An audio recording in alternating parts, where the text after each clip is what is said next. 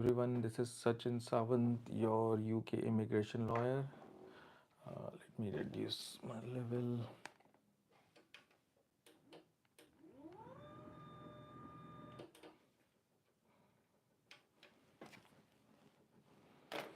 Okay, so this is a member only live, so others can only watch this. If you want to ask a question, you have to become a member. The membership just costs £1 99 pence cents. Okay, yeah. So, and first I will take members' questions that are either live. So, thank you, Bilal. Thank you, Ipama. Anyone who is a member can join, ask a question. Non-members can see. And here, I think I'll take the members' question. Bilal, okay, you are a member. Let me, okay, there is an old question from a member. Let me take that one and then I'll take yours. MD, who has joined? Okay, Bilal, I think you have joined. Bilal's question, sir, I want to call you. Please give details how to pay. You talk over. Okay, so I'll put the link to book the consultation. So there is a website link. You should find it in the channel details, or I will anyways reply to a comment and put the paid consultation booking link. Just now I will do it. Let me do so.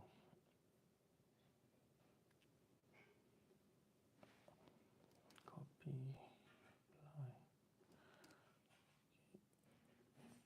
Okay, another question from a member, MD Mukarram. Okay. Hello, sir. University withdraw for not paying fees. 20-month overstay in COVID affects future study visa applications. During future, visa, I also have exceptional assurance after I got terminated. Okay. Yeah. So his question is regarding the overstay period. So, just to give a background of what the question is with any overstays during the COVID period, whether you had a visa, whether your visa ended in, I think the member's case, his visa was curtailed at that time, now it is cancelled, and you had a 20-month overstay. But during your 20-month, I'll summarily answer this 20-month period of overstay, if you had the COVID exceptional assurance after your visa was terminated, as you say, or curtailed. So let's say your visa was curtailed on 31st of December 2020, and from that date you overstayed for 20 months. From that date, if you continuously had that exceptional assurance, then it is perfectly fine. It will not be held against you. Make sure you put a copy of the whatever exceptional assurance emails from that CIH team, COVID something, COVID helpline team, that home office had that email. Put the copies of that, of all the approvals that you have got. Okay, so that is very, very important, and it should be fine. uh, we have done many applications for ILRs and other cases. Overstays also, it should be fine, because the overstay was out of your control because of COVID period. And also home office had that special CIH email and the helpline where they were giving that exceptional assurance. Exceptional assurance was not in the immigration rules, but it was just brought into play, and then almost every guidance has the exceptional assurance exception now. So you should be fine if your 20-month of overstay was covered by an exceptional assurance or by several exceptional assurance that you applied within time, which means if one exceptional assurance was given for 3 months, Jan to March, let's say 31st March, and before 31st March you applied for another one, and the new one was granted from 15th of April onwards, that is perfectly fine. So it has to be in continuity, and every time you applied within time, that is before the end of the previous exceptional assurance you applied for it, it should be fine. Home office would ignore it, but try and put all the evidence whenever you apply for your future study applications or any applications for that matter. So, okay, anyone joining live, you can see and hear the live. Only members can ask questions. Member, you can consider becoming a paid member. I'll take members questions first. I have answered both of them. I'll take non-members questions now, but there are many questions, so I'll just take some random ones to begin with. There are many questions. I cannot go through all of them. I'll just randomly select to a random numbering or something and answer whatever I can. So let's say channel members published. subscriber count, let's see.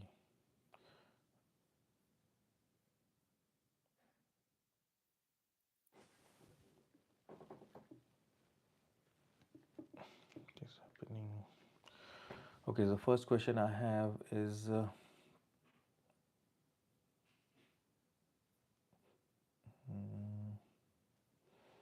just a minute. Response status, haven't responded. So the question is about NTL application. Zybucks World, thank you for your video. I'm applied for NTL application 2 weeks now. You asked the question 5 days ago. Submitted with evidence. They're supposed to accept or approve this before biometric booking. No, as a part of the NTL applications, you will have to enroll the biometrics to the best of my knowledge.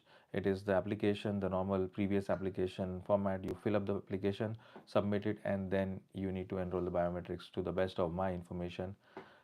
You will, because biometrics enrollment is a part of the validity steps for that application, NTL, no time limit. So make sure you may have to enroll your biometrics only because they are, anyone can fill up an application and send it on your behalf, or someone can try and steal your identity and do it. But once you enroll the biometrics, the system will check your older biometrics which were on your ILR, the paper ILR, whatever you have. You don't have a BRP card, but they have your biometrics on their system. So that when you enroll the biometrics, the system will match that you are the same person who is applying. There is no identity fraud going on. So you need to enroll your biometrics as a part of the application process. Once you enroll the biometrics, only then it will go forward to the case working for a decision, to the case working team for a decision. Okay. I'm just taking all the questions on the channel. Anyone coming live, only if you're a member you can ask questions, or become a member and then ask questions. So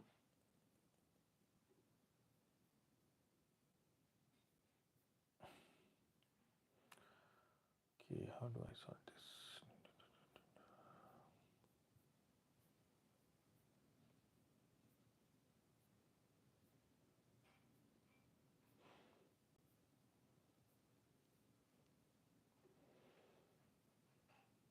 Response status, I haven't responded.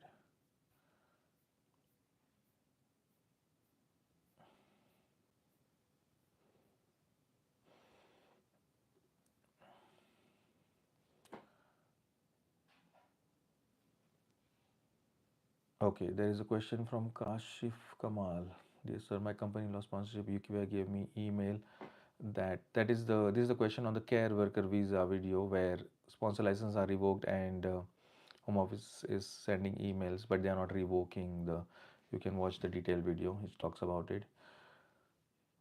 UKVI me email that said this addition was made to revoke sponsorship of the company, and it says your existing permission is valid, remains valid, and the home office department writes to you confirm it has been cancelled. So I'm back home country 2 months. Oh, and I received this email. Yeah, so this is a situation where the applicant, the individual, Kasif, has already left the UK. The sponsor has lost license, and so his permission was valid. Home Office wrote to him an email saying, yes, sponsor has lost license and we will write to you. That is happening with all the care workers. Home Office is not curtailing them. Actually, okay, so he's outside the UK and he's asking, can he come back to the UK? If you're outside the UK and your visa is valid, technically, yes, on paper, in theory, yes, you can come back. But I'm pretty sure when you come back to the UK and if you are, when they check on the system, if your sponsor has lost license and you already left the UK, I don't think you would be allowed in the UK. If you were inside the UK, that is a different matter. You can extend, you can apply with another sponsor. But if you already left the UK, your visa is not yet curtailed. You may be able to come back, but it will be at the discretion of the immigration officer. Ideally, if you want to come back, if you have a new employer who has given you a course and you want to come to the UK and then switch, that may be a position when an immigration officer may allow you to enter. That is the only position that I can think of. But if you don't have any employment and you're just coming to the UK, your sponsor has also lost uh, their license, I don't think they may allow you to enter the UK. They may return you back at the border. because you had already left, your sponsor has lost the sponsorship. Legally speaking, they should allow you, but it is a 50-50 chance whether they will allow you to come to the UK or not. But yes, if you do have a cause, an in-country cause, undefined cause, and you are coming to the UK and you tell them, I'm going to switch my employer now, this is a copy of the cause, I think they should allow you. In that scenario, definitely they should allow you. So yes, I know everyone is getting emails. I think 4 or 5 of you have written on that question. My friend got this too, and something, yeah. So whoever is in this situation, my advice is, if you find another employer who is giving you at least an undefined cause, because your permission is not yet cancelled, you are on the care worker, employer lost the license, but your permission is still valid. Uh, it will be at the discretion of the immigration officer. Remember that, because when they ask you questions and all, if you have a concrete job in lined up, you have a cost from the new employer, it may be possible. But just to come to the UK, it is a 50-50 chance they may not allow you to come to the UK, enter the UK. So that is my answer. Okay, next question I have. Okay.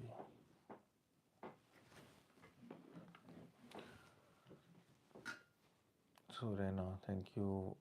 Okay. Another question I have from on the channel. I'm changing my job, so I applied for updating my skilled worker visa.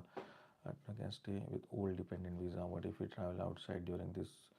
Are they allowed? Yeah, so this is a question where if the main applicant, skilled worker, is changing jobs, they can apply to update their visa with the new cost and all. The dependents can continue living on their current permissions. They don't have to apply. If their dependent permission is valid, that is fine. But about traveling, the main applicant cannot travel till they get the decision on the new application. That is quite strict in the rules. You cannot travel outside the UK if you filed an application inside the UK. That's number one. And secondly, about the dependents, they may be able to travel because they have not filed uh, application inside the UK. Only the dependents may be able to travel because they have a valid permission. Application is not filed, that is fine. But the main applicant will not be able to travel unless a decision is made on their new application. So that is my answer. Next question. Thank you for the advice. Small question. Yeah, maybe 4 March.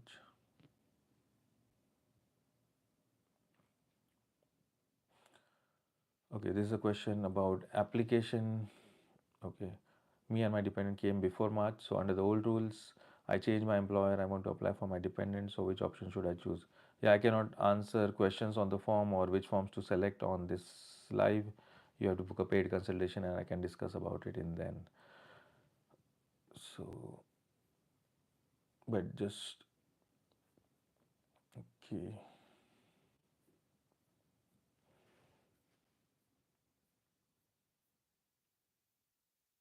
There are many questions on the channel, so I'm trying to just sort through and answer some randomly, whichever I can get to.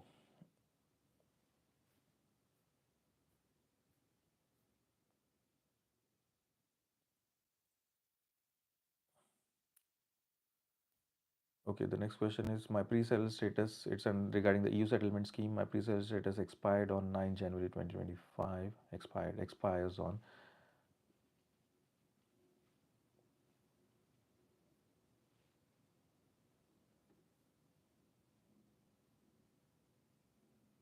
Yeah, if I think your question is on the don't leave the UK if your pre-settle status is refused. Yeah, because you may be refused entry. That is still happening. If your pre-settled status is refused, you are grilled at the border. They ask you questions, and if you are unable to satisfy the immigration officer that you do meet the requirements of the EU settlement scheme, you will not be allowed in the UK if your pre-settled status is refused. But Carlos is asking your pre-settled status is going to expire on 9th of January 2025. Till 9 January 2025, you will be able to return back to the UK. But then after that, if you don't have any other status under the USS or any other status, then you may not be able, then I would advise against entering the UK beyond 9th of January 2025. So 9 January is when your status is expiring. So if you don't have a new status, I would advise against traveling beyond that date.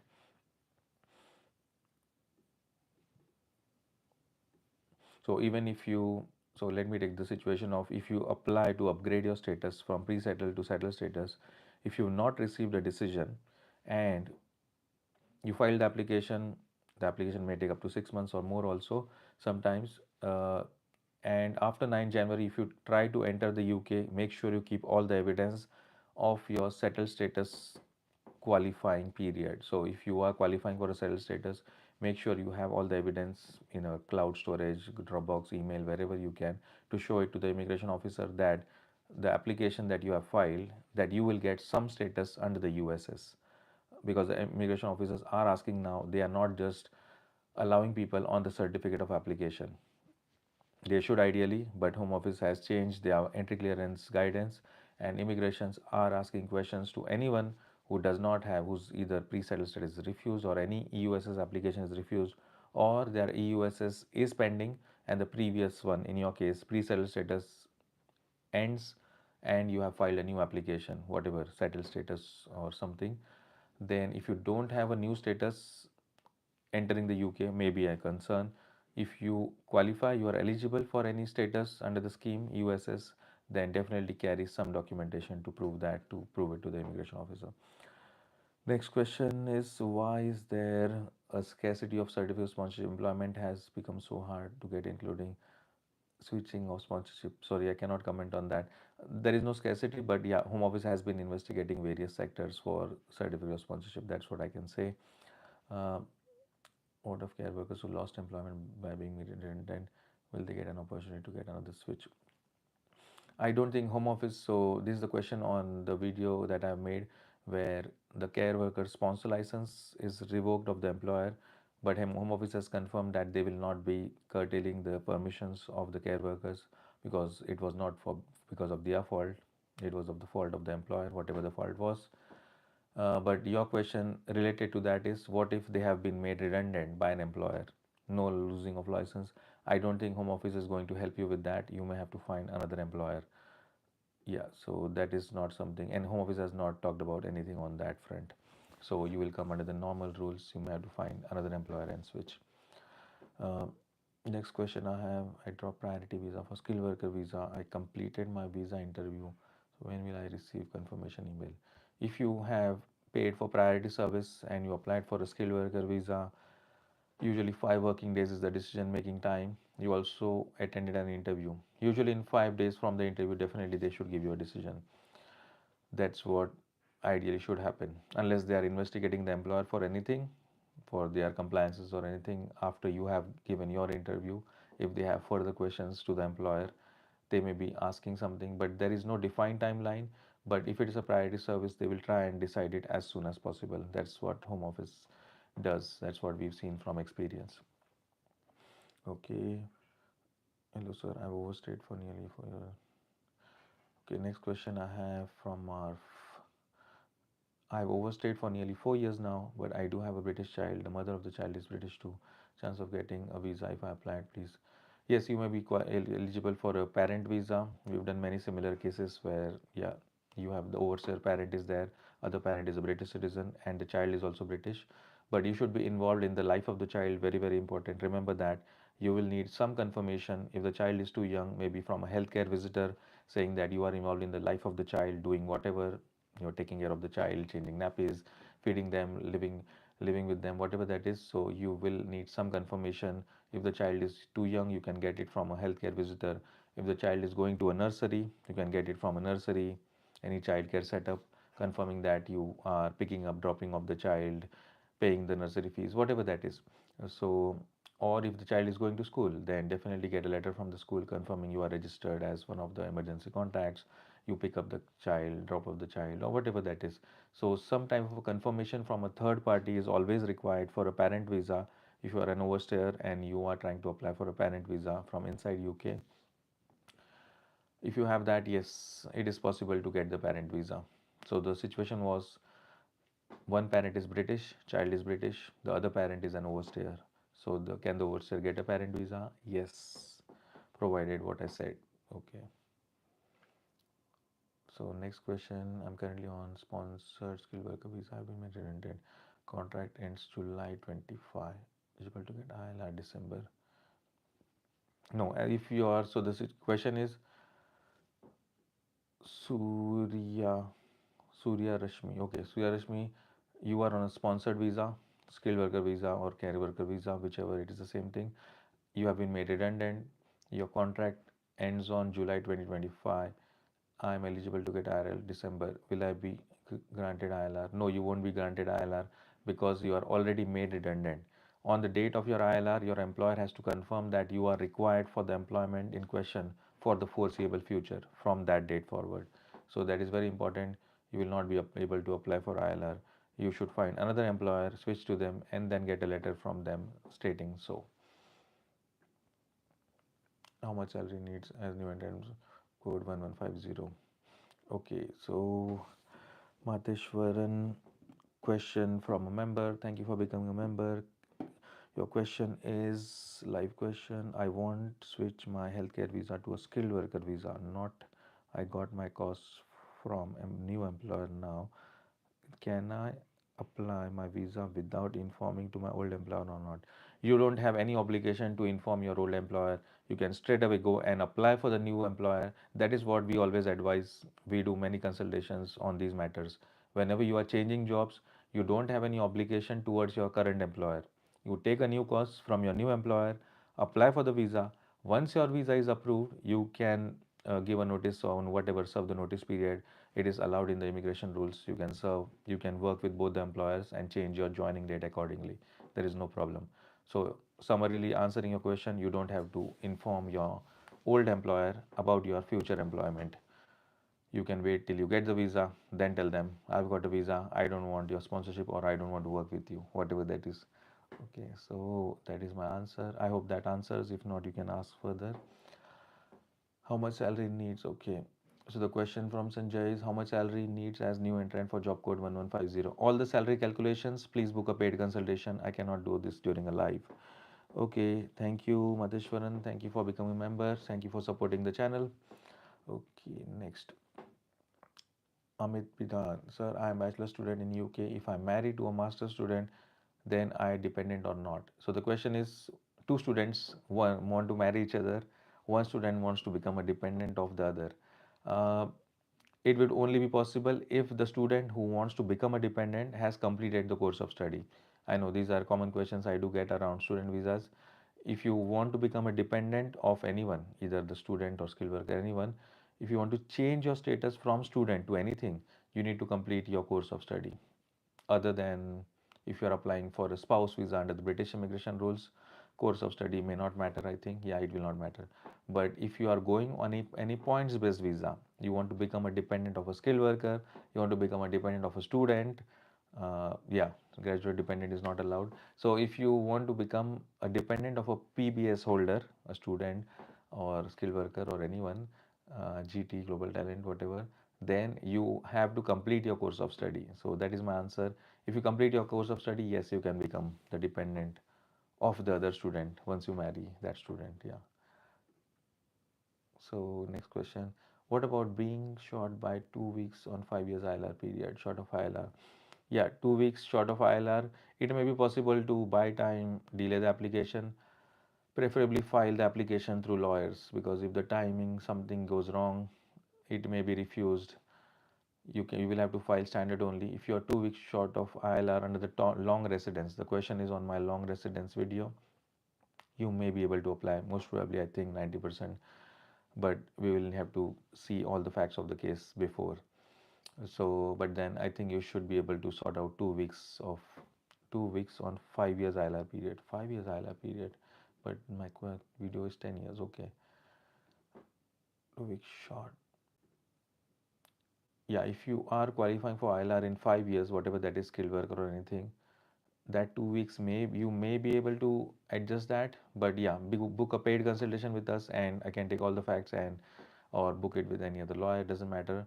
But you need proper advice. All the facts are required. Why are you short of that 2 weeks? It may be just short visa or something, but most probably you may be able to.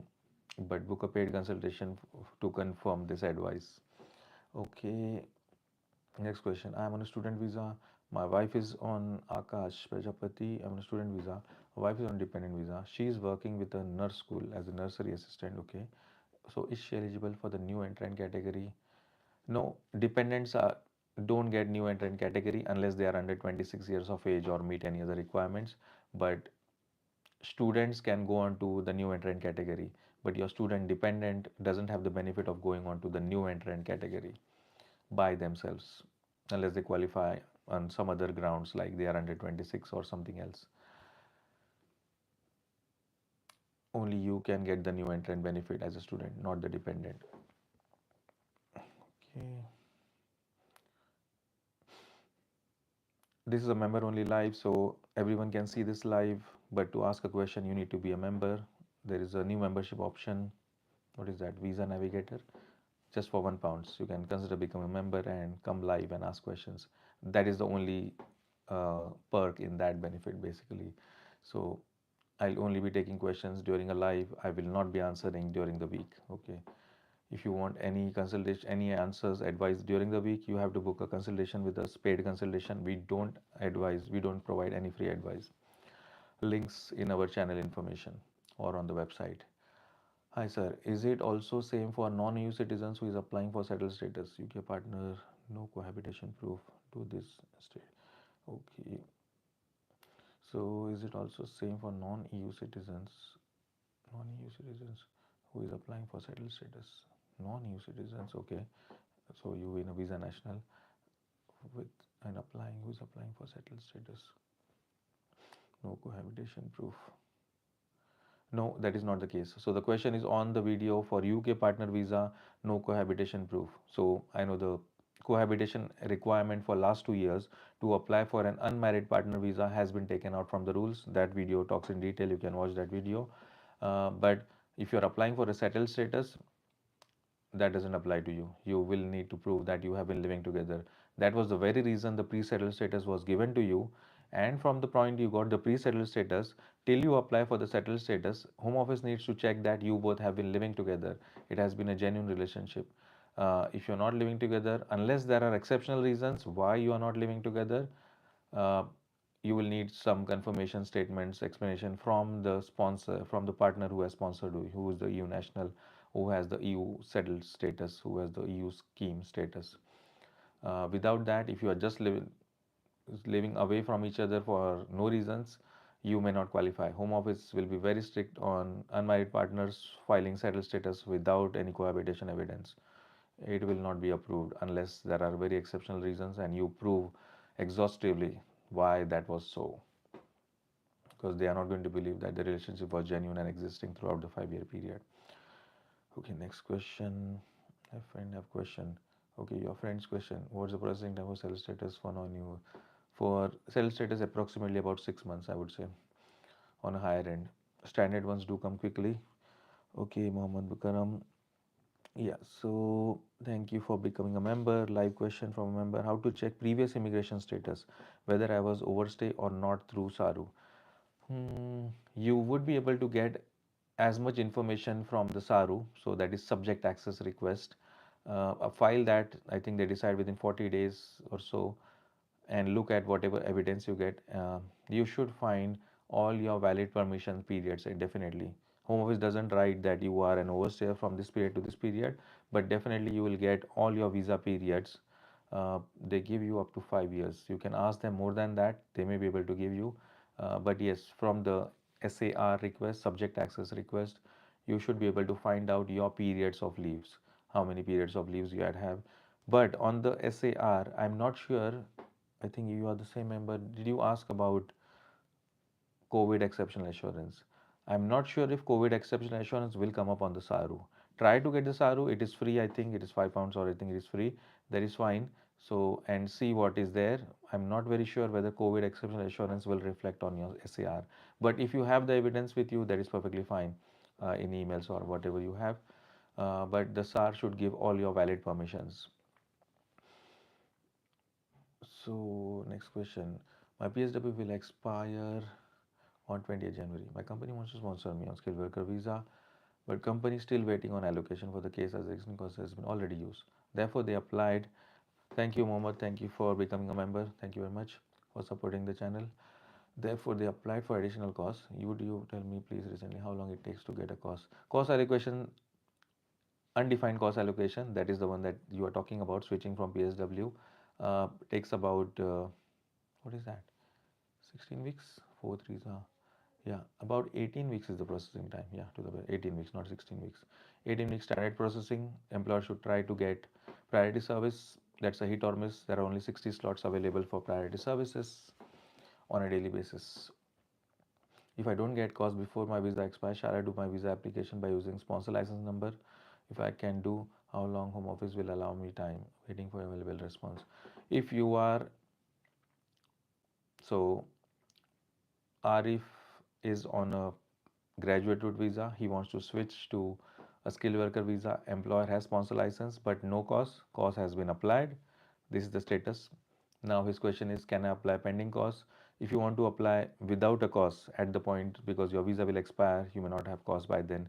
You can use, we have done many cases similarly where we filed a pending cost application, asked the case working team to keep the application on hold, and it is possible, but do it only through lawyers, because not having a cause with the application may, case working may make it invalid. It's a validity reason. Definitely do it through lawyers. I would not advise individuals doing it themselves. You can come with us or go to any other immigration lawyer who has experience doing this. But it is possible. The application can be filed. We explain it to home office. Once the cause is assigned and allocated and assigned, then we send the reference number to the home office and ask them to continue processing the application. So yes, it is possible, but definitely do it through lawyers. Yeah, whichever lawyers you go with. I would advise against doing yourself such critical matters. So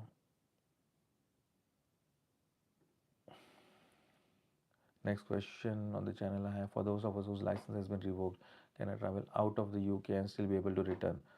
License revoked, leaving the UK and coming back, the only risk that you have is if you leave the UK and a cancellation email is issued, then the cancellation is effective from the date it is issued. For example, your sponsor license was revoked on 31st of October of the employer. You didn't get any curtailment. I'm just talking of a hypothetical calculation. You left the UK today, 25th of November, whenever you are going to come back, and a cancellation email is issued, let's say on 30th of November. You get an email or it is issued on the system, however, your permission has been cancelled. So on 30th of November, if you are in the UK, you do get that 60-day period, grace period, to do something about it, submit another application and all of that. You have the grace period. But if you are outside UK on the date of cancellation, on 30th November, Home Office issues the cancellation email, you are not in the UK. It is, the cancellation is effective from that date onwards. There is no grace period to come back, and that's how the rules operate by operation of law. That's what I'm telling. So that's why I always advise against traveling whenever sponsor licenses have been revoked or you have been made redundant or anything has happened on the sponsorship side. It is advisable not to travel outside the UK. Immigration officer may question you, they may refuse you entry. So next question.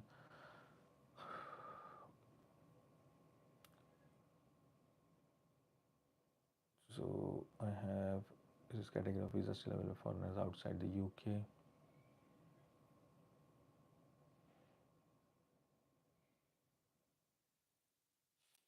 The question is the category of visa. So care worker visa, is it still available for foreigners outside the UK? Yes, it is available. I understand the requirements are a bit tricky and a lot of investigations and all of that. But so nurse Mike is asking, is the care worker visa still available for foreigners? The answer is yes, it is still available. Then I have this long-winded question. Aaron, I have failed in 2 attempts in a module but scored very well in other modules. Okay, I failed 5 marks. I got PG Diploma award in September. After that, I applied for fee waiver application to gain some time. Don't apply fee waiver application just to gain time. Home Office is very unhappy with this. They are refusing applications. FLRMs, I think I've made the video, I have not edited it. FLRM applications, Home Office has started refusing them. They refuse it from today. So if I'm a caseworker, I'm refusing an application today. I will put you on immigration bail from today. There is nothing doing. Tomorrow or today also, you cannot file any other application from inside the UK. This is happening currently. Home Office has been refusing. It is common practice that I've seen several of these FLRMs refused, where individuals have done it themselves to buy time or do whatever.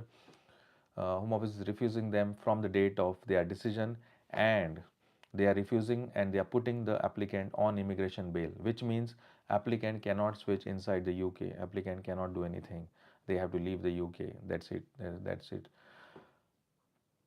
So be careful on buying these fee waivers, filing these fee waiver applications, whoever is doing that, lawyers, you or FLRM, just to buy time. If you have a pending application, whatever that is, let's say you didn't get a cause, employer is there, file a pending cause application, file a pending result awaited application, graduate route, if result is awaited, whatever that is, reset in reasonable periods of time if you're going to give that.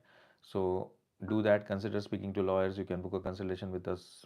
We've done many applications, pending results, pending costs, and all of that. Pending sponsor license also many times, and every time it has gone through fine. But it depends on the facts of your case. Always discuss it with the lawyer. Book a consultation with us, but don't file those whatever fee waivers, FLRs. Okay, then you applied because you didn't have the money to apply FLR. Okay, fine. On 15th November, I got rejected fee waiver. I only have 14 days to give to apply another visa. 10 days, yeah, 10 days. I got admission for the module to resit Jan for Jan 2020, but the university told me they won't be providing a cash letter. Course is less than 6 months. I need to pay deposit for the course within mid-December. Is it possible to request a cash letter in the university? Yeah, if the university is saying that they are not going to give you a course, they are the boss in case of cash. Yeah, I know they are. They know the rules and they know their compliances. But I think, yeah, they may not be able to give you the course. What they are saying is right. You cannot force the university and get a course from them. So I know you are asking, uh, is it possible to request a cash letter from the university? If they've said no, they have checked everything and they have told you. And to the best of my knowledge, for that 6 month of period, they will not be able to issue a cash from whatever I am aware of. So sorry about that, but the university may not issue you a cash for that 6 month period. Okay.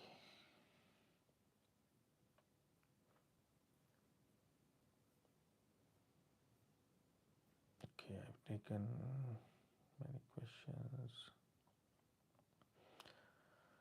So this is a member only live. Anyone joining can become a member and ask the question. And members' question will only be answered during lives going forward, not at any other point of time. Usually once a week I'll be doing these lives. Yeah, if you do get an answer or like this live, do subscribe to our channel, and thank you very much for joining this live. I will be doing next week another live, and I will put the schedule. You should get it in the notifications once you subscribe. Thank you very much. No more live questions from members. Thank you very much whoever joined, become a member, supporting the channel. Good day.